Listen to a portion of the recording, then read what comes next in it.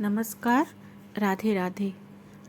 आज हम एक रोचक प्रसंग के बारे में बात करेंगे। हो सकता है बहुतों को पता भी हो और बहुतों को नहीं भी पता होगा, तो आज उसकी चर्चा करते हैं। हनुमान जी और अर्जुन का एक प्रसंग है। दोनों में अपने अपने आराध्य को लेके बहस छिड़ गई थी, तो उसके बारे में आज बात करते हैं। एक बार की बात है, श्री कृष्ण जी अर्जुन को बोले कि अर्जुन, मुझे पूजा करनी है, मुझे फूल चाहिए। अर्जुन पहुंच गए, घूमते घूमते वो कदली वन पहुंच गए। कदली वन में हनुमान जी सो रहे थे, लेकिन अर्जुन को जरा भी आहट नहीं था कि यहाँ कोई सो रहा है। अर्जुन लगे फटाफट फूल तोड़ने। वे सोचे जल्दी फूल तोड़ के लेके जाओ, मेरे प्रभु पूजा करेंगे। लेकिन वहाँ पे जब आहट हुई तो हनुमान जी जाग गए। हनुमान जी जागने के साथ ही हनुमान जी ने जोर से पूछा, कौन है कि कौन यहाँ क्या कर रहा है, किसके कहने पे आया है। अर्जुन बहुत सकपकाए, थोड़ा डरे और उन्होंने धीरे से बोला कि मैं पूजा के लिए फूल तोड़ रहा हूँ। हनुमान जी भी बोले, लेकिन चोरी करके? अर्जुन, नहीं नहीं, मैंने चोरी नहीं की, मैं तो पूजा के लिए फूल तोड़ रहा हूँ। हनुमान जी, दूसरे का सामान बिना पूछे लेना भी चोरी है। अच्छा चलो बताओ, किसके लिए फूल ले जा रहे थे? अर्जुन बोले, भगवान कृष्ण के लिए। हनुमान जी मुस्कुराए, मुस्कुराते हुए व्यंग बोले, चलो जिसका भगवान ही चोर है उसके भक्तों का क्या कहना। अर्जुन क्रोधित हो गए। उन्होंने कहा कि तुम कौन होते हो मेरे भगवान के बारे में बात करने वाले? मैं तुम्हारे भगवान को भी अच्छी तरीके से जानता हूँ। वो छोटे छोटे बंदरों भालुओं से पुल बनवा लिए, और अगर वो चाहते तो एक बार में पुल खड़ा कर सकते थे, परंतु उन्होंने ऐसा नहीं किया। छोटे छोटे बानरों भालुओं से उन्होंने पुल बनवाया, इतना काम करवाया उनसे। तुम क्या बात करते हो, मुझे सब पता है। दोनों में बहस होने लगी अपने अपने आराध्य को लेके। वो बोले कि मुझे भी पता है। हनुमान जी बोले, मुझे भी पता है तुम्हारे भगवान चोर थे, माखन चुरा चुरा के खाते थे। उन्होंने ऐसे बोला, दोनों में बहस हुई। बहस ख़त्म कैसे हो, हनुमान जी बोले कि तुम मेरे बनाए द्वारा पुल पे चढ़ के दिखाओ, चल के दिखाओ।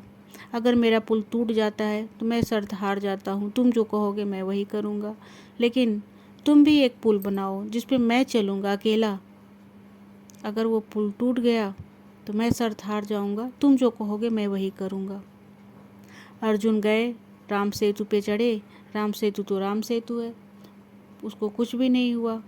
अर्जुन अपनी सारी सेना लेके उतर आए। अर्जुन अपनी सेना के साथ ही चढ़े थे, उतर आए। फिर उसके बाद अर्जुन ने बाड़ों से एक पुल, विशाल पुल तैयार किया, सुंदर विशाल पुल तैयार किया। अब हनुमान जी को बोला कि चलो चढ़ के दिखाओ। हनुमान जी ने विशाल रूप धारण कर लिया। जैसे ही पैर रखा, पुल धराशायी हो गया, पाताल में चला गया। हनुमान जी मुस्कुराए, बोले कि चलो कोई बात नहीं, तुम एक बार और पुल बनाओ। अर्जुन ने फिर पुल बनाया। हनुमान जी फिर चढ़े और वो पुल धराशायी हो गया। अब अर्जुन को बड़ा दुख होने लगा। अर्जुन सोचने लगे कि मैं तो शर्त हार गया हूँ, मुझे जीने का कोई अधिकार नहीं हुआ। इसलिए उन्होंने वन से लकड़ियाँ इकट्ठा करने लगे कि मैं यहाँ पे आत्मदाह कर दूँगा, मैं जीना नहीं चाहता। हनुमान जी ने बहुत समझाया, लेकिन अर्जुन नहीं माने। अब हनुमान जी भी घबराए। उन्होंने अब भगवान कृष्ण को याद किया कि प्रभु आइए, आपका तो जो सेवक है, आपका जो भक्त है वो तो आत्मदाह करने जा रहा है, आप आइए, आप देखिए। फिर क्या था, भगवान कृष्ण एक ब्राह्मण का रूप लेके वहाँ आ गए। कृष्ण बोले, वो ब्राह्मण बोले कृष्ण के रूप में जो आए हुए थे कि तुम क्यों आत्मदाह कर रहे हो। अर्जुन ने सारी बात बताई कि मैं दोनों में शर्त लगी थी कि जो शर्त हारेगा वो उसके अधीन रहेगा, लेकिन मैं इसके अधीन नहीं रहना चाहता, इसलिए मैं आत्मदाह कर रहा हूँ। उन्होंने बोला, कृष्ण बोले कि अरे तुम कौन होते हो फैसला करने वाले? दोनों आपस में शर्त लगाए, दोनों आपस में हार जीत का फैसला कर लिए। किसने देखा देखने वाला भी तो कोई होना चाहिए ना। चलो अच्छा, मैं अब देखूँगा, तुम एक बार और पुल बनाओ। हनुमान जी भी बोले हाँ हाँ ठीक है, तुम एक बार और पुल बनाओ। अब अर्जुन अपने बाणों की वर्षा करके एक पुल बना दिए, विशाल पुल खड़ा हो गया। कृष्ण जी और हनुमान जी को बोले चलो भाई, चढ़ के दिखाओ, चल के दिखाओ, पार करो पुल को। हनुमान जी ने रूप बड़ा करने लगे, अपना विशाल रूप धारण कर लिया। पाँव रखने ही वाले थे तब तक कृष्ण जी एक कछुए का रूप धारण करके पुल के नीचे जाके बैठ गए। हनुमान जी एक पैर रखे, दो पैर रखे, रखते रखते पुल के बीचों बीच पहुंच गए। सोचने लगे अरे ये पुल गिर क्यों नहीं रहा है, मैंने इतना विशाल रूप धारण किया, पुल गिर नहीं रहा है। जब नीचे देखते हैं तो कृष्ण जी वहाँ पे कछुआ के रूप में बैठे हुए थे। हनुमान जी मुस्कुराए और पुल पार कर गए। फिर क्या था, अब हनुमान जी शर्त हार गए। हनुमान जी बोले ठीक है भाई, मैं तो शर्त हारा हुआ हूँ, बताओ मुझे क्या करना होगा। कृष्ण जी बोले इतनी भी क्या जल्दी है, जब हमको ज़रूरत पड़ेगी तो हम आके तुमसे मांग लेंगे, हमें क्या चाहिए। चले गए। ये प्रसंग यहीं पे ख़त्म हो गया। फिर जब महाभारत का युद्ध हुआ तो कृष्ण जी अर्जुन को बोले कि अर्जुन जाओ हनुमान जी से बोलो कि चले वो हमारे ध्वज पे सवार हुए, क्योंकि वे एक बार शर्त हारे हुए हैं। अर्जुन सोचे कि ये हनुमान जी क्या करेंगे हमारा ध्वज पे सवार होके, लेकिन कृष्ण का कहा वो टाल भी नहीं सकते थे। वे हनुमान जी के पास गए, उनसे कहा कि आप चलिए, महाभारत के युद्ध में आपको कुछ भी नहीं करना है, सिर्फ आप हमारे रथ के ध्वज पे सवार रहिएगा।